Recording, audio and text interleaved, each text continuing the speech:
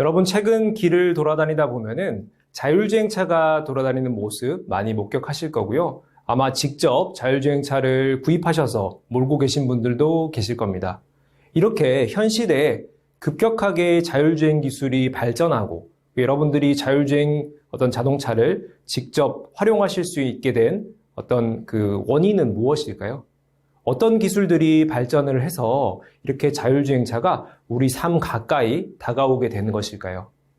아마 예전에 여러분들 어린 시절에 보셨던 이 영화나 어떤 드라마의 장면에서 이 첨단 과학 기술을 이용한 그 당시에는 상상력이 가미된 내용들이었죠. 이 자율주행 기술들, 얼마나 먼 미래에 우리가 저런 것을 활용할 수 있을까? 이런 것들을 아마 여러분들 직접 생각해 보셨던 적이 있으실 거예요. 바로 전격 제트 작전이라고 하는 드라마, 저도 정말 재밌게 본 드라마죠. 미국 드라마였는데요. 여기 보시면은 키트라고 하는 자동차, 이 주인공이 키트를 부르면은 이 주인이 있는 위치에 자동차가 자율주행을 해서 온다라든지, 아니면 운행하는 도중에 내가 손을 놓고 목적지를 얘기하면은 키트가 알아서 자율주행을 한다라든지, 이런 장면들 아마 여러분들 아마 재밌게 보셨을 겁니다. 또 최근에 그나마 비교적 최근에 개봉했던 아이로봇이라고 하는 영화도 역시나 이 자동차가 스스로 운전하는 모습들을 보여줬죠. 그래서 주인공이 이 안에 자동차 안에서 이 다양한 업무도 수행하고, 이 자동차는 내가 업무를 하고 또 다양한 활동을 자동차 안에서 하는 것에 정말 편리함을 제공해주는 형태였죠.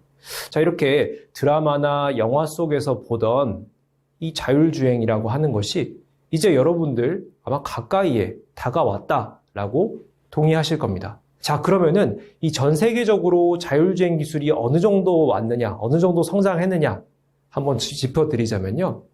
지금 현존하는 이 자율주행 이 기술을 개발하는 기업들 중에 전 세계 자율주행의 리더를 우리가 구글의 자회사 웨이모를 꼽습니다. 이 웨이모라는 기업이요, 최근 몇 년간 자율주행 기술을 급진전시키고 있는데요.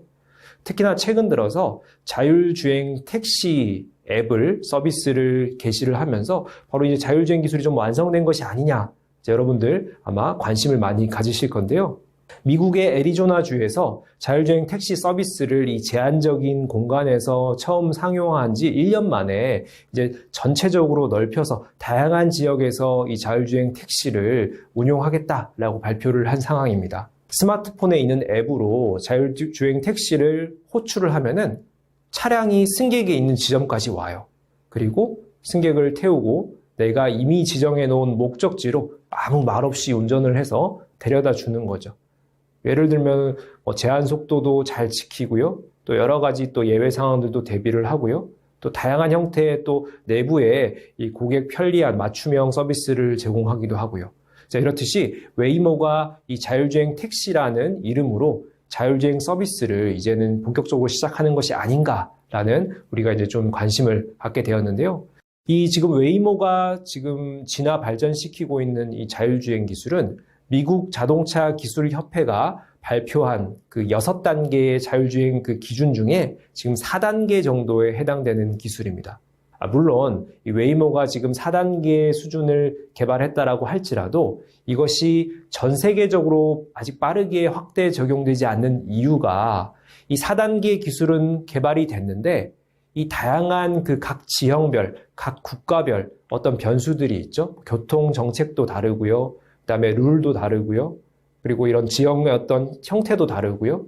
그다음에 거리의 모습이라든지 사람들의 또 운전하는 습관들, 국가별로 다 다릅니다. 이것들을 학습하는 과정들이 시간이 좀 필요하기 때문에 아직까지 우리나라에 이 구글 웨이모의 자율주행 택시가 들어오지 않고 있는 이유이기도 한데요. 어쨌든 그 미국의 특정 지역을 중심으로는 이 4단계가 구현된 이 자율주행 택시가 이제는 돌아다니고 있다라는 것이죠.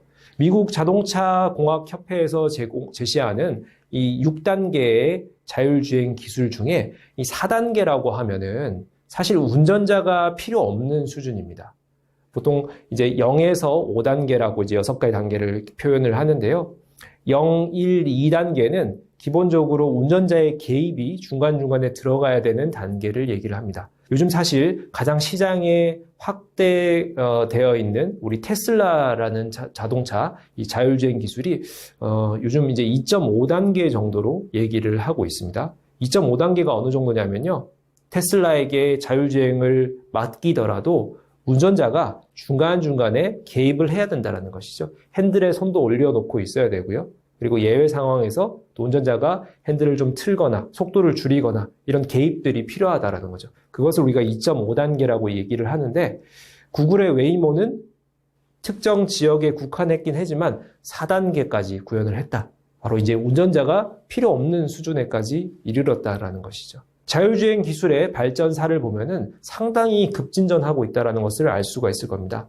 우리가 보통 자율주행 기술을 여러 기업들이 이제 투자를 하고 이 기술 개발에 뛰어들기 시작한 시점을 우리가 2000년대 초반 정도로 꼽는데요. 불과 한 20년 사이에 운전자가 불필요한 수준에까지 이르렀다?